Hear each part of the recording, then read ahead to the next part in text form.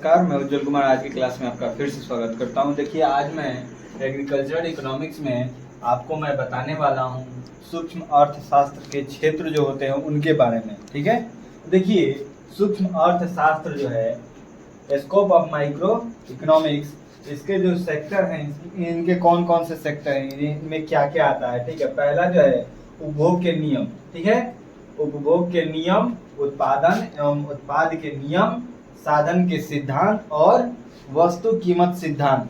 ये चारों होता क्या है, ठीक है, इसके बारे में हम लोग समझते हैं। उपभोग के नियम के बारे में कि उपभोग के नियम होता क्या है। ठीक है, उपभोग के नियम के देखिए इसमें सम्मिलित क्या चीज को किया गया है, इसमें क्या क्या पढ़ा जाता है, क्या क्या आता है और किस चीज के बारे में, इसके बारे में जाना जाता है। ठीक है, अब देखिए पहला जो है सीमांत उपयोगिता।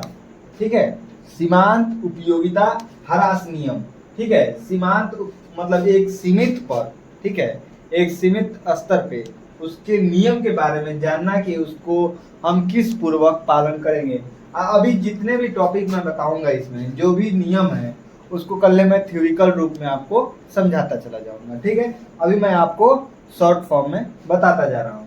देखिए सीमांत के नियम हो गया, ह्रास नियम, उसके बाद सह सीमांत उपयोगिता के नियम। ठीक है, उसके बाद देखिए, ठीक है, क्या है, मांग का नियम।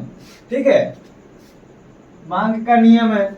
उसके बाद क्या है, बचत के बारे में। ठीक है, उपभोक्ता को किस प्रकार बचत होगा। उसके बाद क्या पढ़ेंगे हम लोग, मांग लोच के बारे में पढ़ेंगे। ठीक है, मांग लोच आखिर होता क्या है उसके बारे में हम लोग पढ़ेंगे।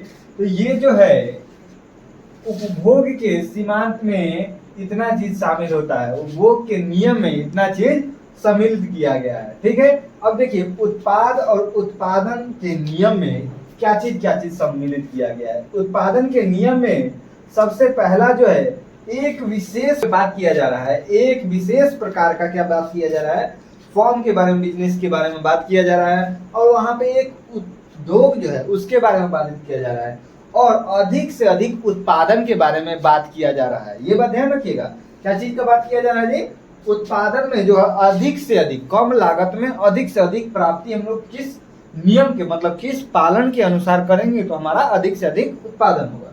ठीक है, अब देखिए तीसरा पॉइंट क्या है जी, साधन का सिद्धांत। मतलब जो साधन है, मान लीजिए उत्पाद तो हम लोग का अच्छा खासा हो गया जी, अब साधन किस रूप में आता है।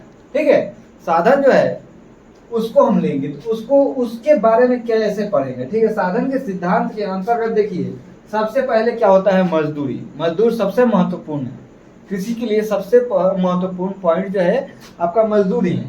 अब देखिए मजदूरी हो गया, उसके बाद ब्याज दर हो गया।